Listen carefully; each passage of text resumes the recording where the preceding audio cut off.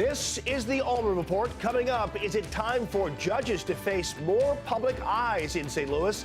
You'll hear from the chief and the mayor and a man who wants to make judges face election. And a gay Republican has some words for Mike Huckabee.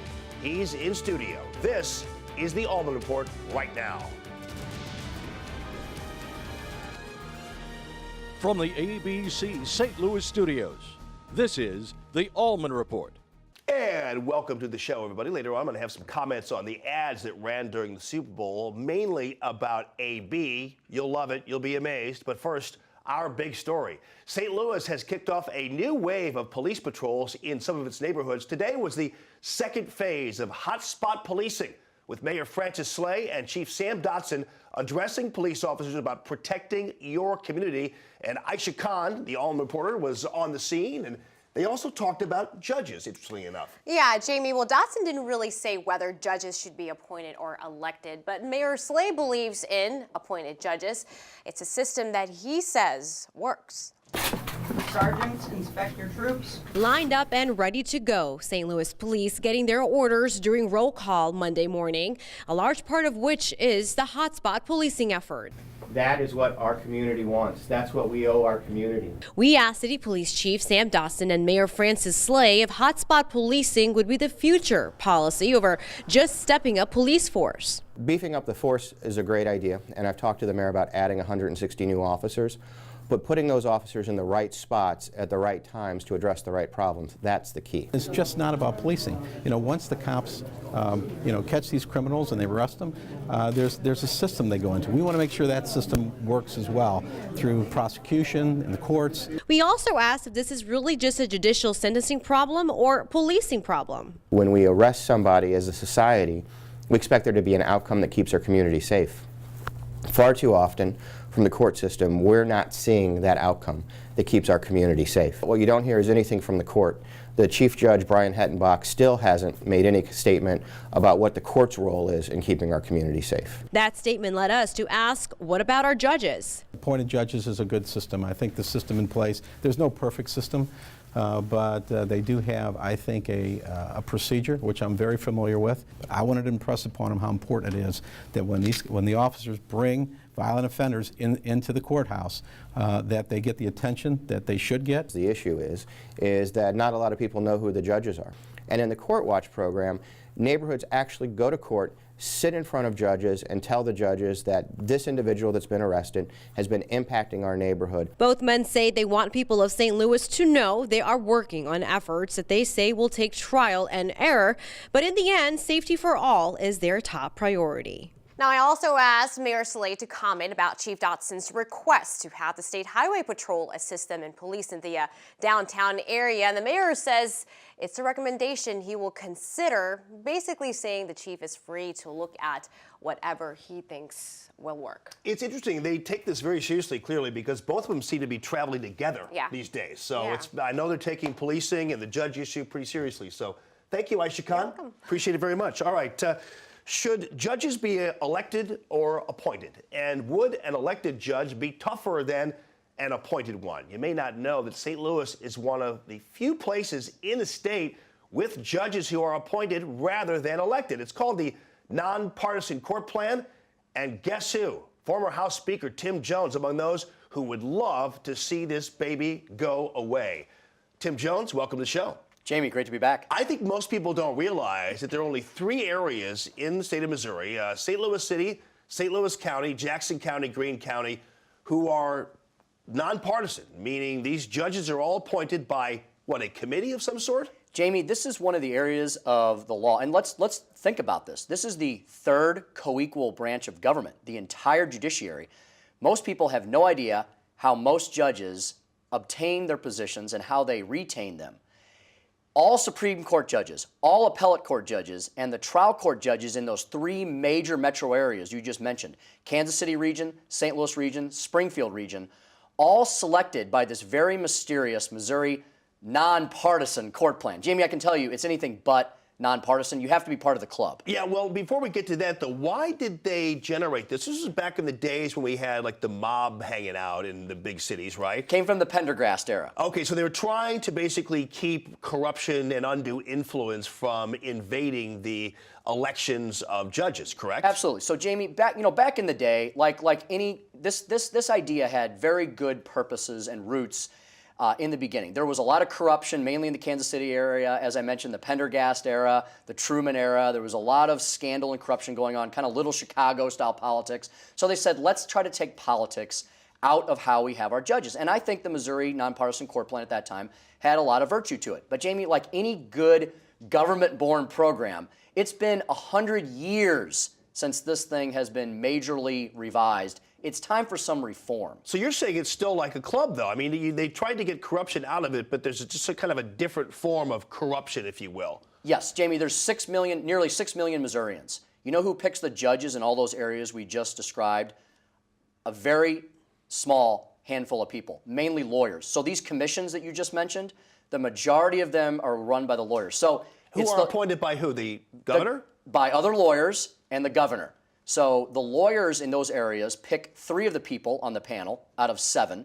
The governor selects someone as well. There's always a sitting judge there. So 4 out of the 7 commissioners on these panels are lawyers. So it's lawyers picking the judges that they want to serve in front of as they're practicing justice. So the only citizen involvement then is the retention vote that we see. We see these judges' names up there and their pictures on the ballot or whatever it is, and we just vote to retain them or not. That's right. You have 3 non-lawyers who are part of the commission, but as we just pointed out, they're in the minority. So if the judges want somebody, they generally get their way. And then there's this retention vote, and you've seen with these retention votes, if you're a good judge, you get about 55%. If you're a bad judge, you get about 55%. The interesting thing, Jamie, those retention votes have been decreasing over the last few elections. The judges are concerned about that. They used to get about 65, 70% retention. They're down now to about 55 to 58%. Overall, the confidence in the judiciary has been shaken, and I think this nonpartisan court plan is part of the problem. Fundamentally, legally, the folks who would defend the nonpartisan court plan and keeping it in existence would say, well, you don't really want judges sentencing people based on their elective office. You don't want them sentencing based on the whims of the public. That's not what justice is all about. How would you respond to that? So, Jamie, I absolutely want our judges to be nonpartisan. And some people are going to take what I say here today and say, Tim Jones wants election of judges. I don't think we want to be Madison County, Illinois, or some of the other parts in the country where politics are totally injected. What I advocate for are some modest, meaningful, responsible reforms to the Missouri Nonpartisan Court Plan. However, Jamie, the bar has opposed every single change that has been proposed by the legislature over the last 10 years. So they're totally immovable on this. They like their plan, Jamie. They like the power that they have over it. They like the judges that they're able to select. They don't want any more citizen involvement. They want it the way it is. Well, there should be more, I would imagine, from that standpoint, because if you look simply at gun crime sentences in St. Charles County, people are sentenced to much more time in prison in St. Charles County than they are in St. Louis County, just as a matter of fact. Judges in St. Charles are elected. Judges in St. Louis are appointed.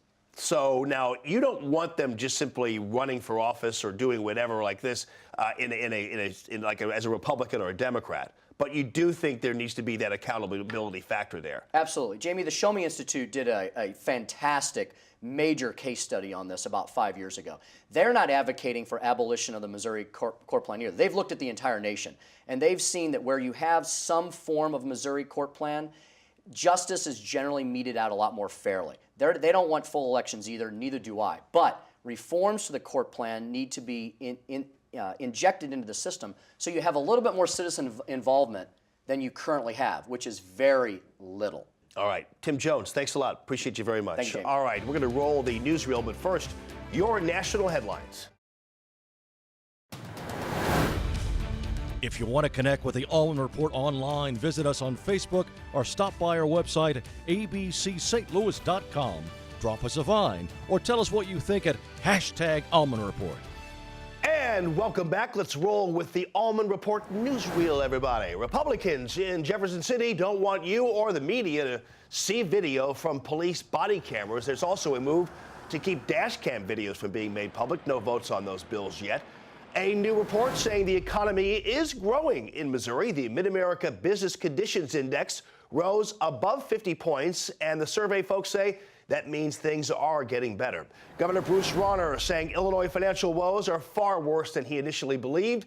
He gives his State of the State address on Wednesday. Rauner wants deep cuts to Medicaid and public employee salaries. He's also looking to create a better business climate with tax cuts. All right, coming up next, the Allman Report weather, and I talked to a gay Republican who has some strong words for Mike Huckabee and his comments on gays. Straight ahead.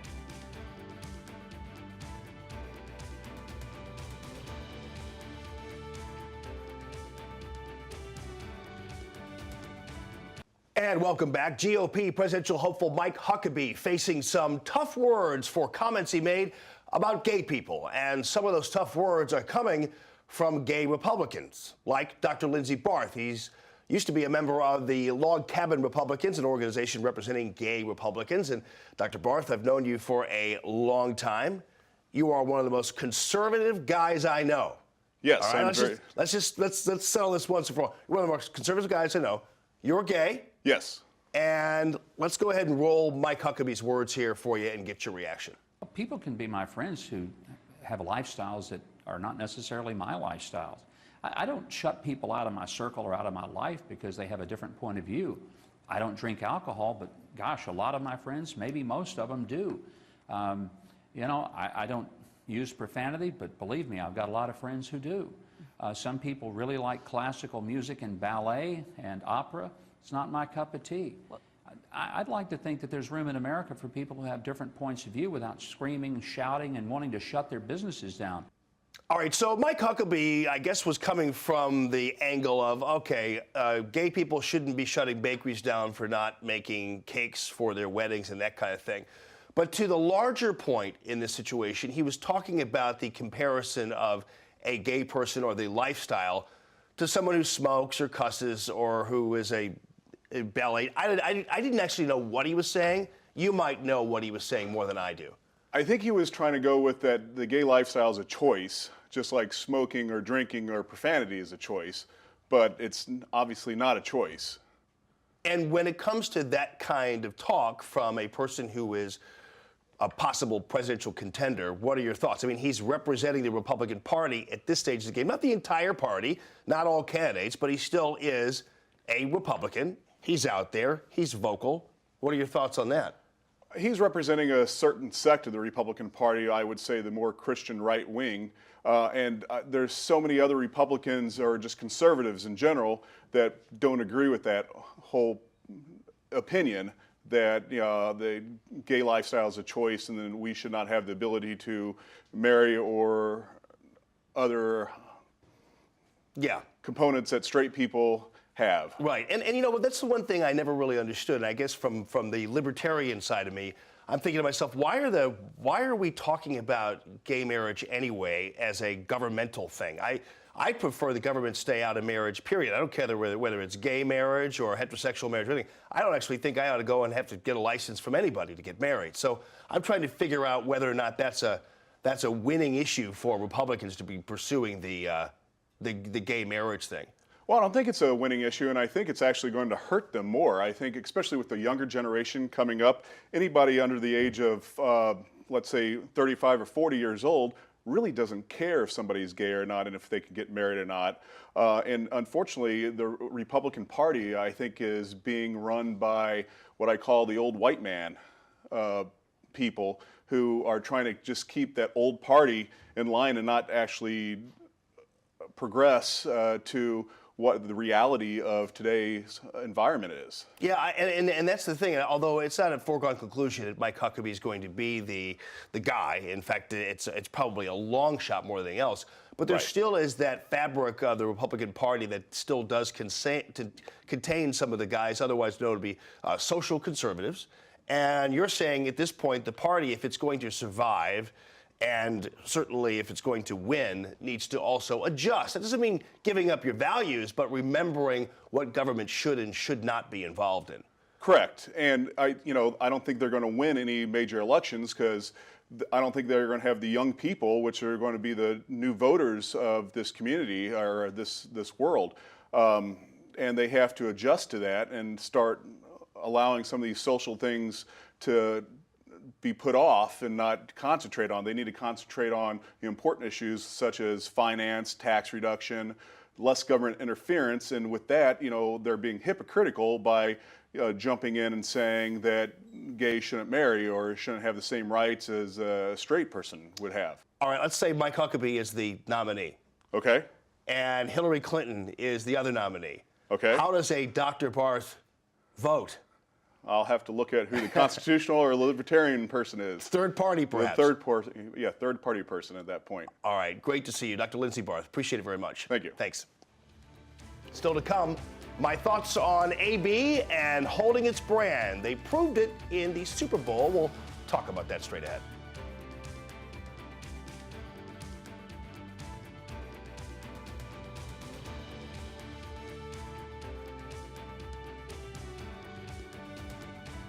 All right, here's what's happening out there on the interwebs. We call this the trend line. Super Bowl Sunday, known for the commercials, and there are a couple of real downers this year. One that showed right after halftime was the brainchild of some St. Louis ad execs. It features a catchy tune about being addicted to heroin.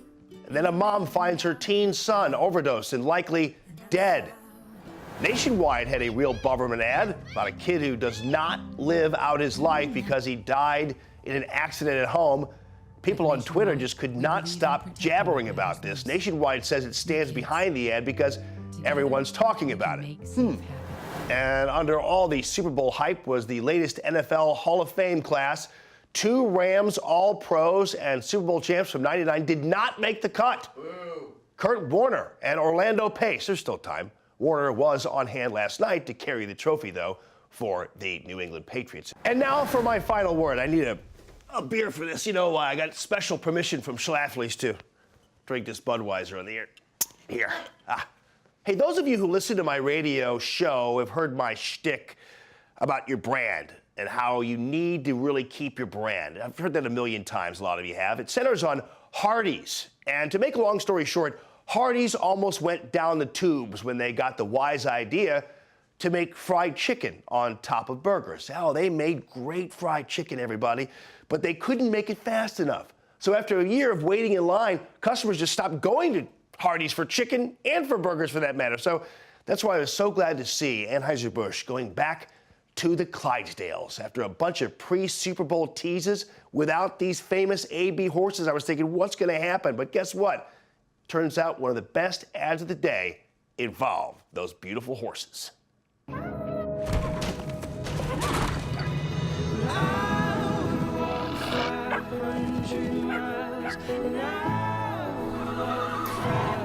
It was almost as if the lost puppy was the AB brand itself, and it finally found its way home. AB InBev has made a lot of changes, both to its brand and to its business, but my one word of advice, keep the horses. Remember what helped make you into this beautiful product? Yes. No, I'm not going to drink it. I know you're taking notes here, FCC. Don't worry about that. Thanks for tuning into the Allman Report. You can catch me in the morning on the Allman in the Morning Show on FM News Talk 97.1 from 5 to 9, and I will see you back here at 5. Cheers.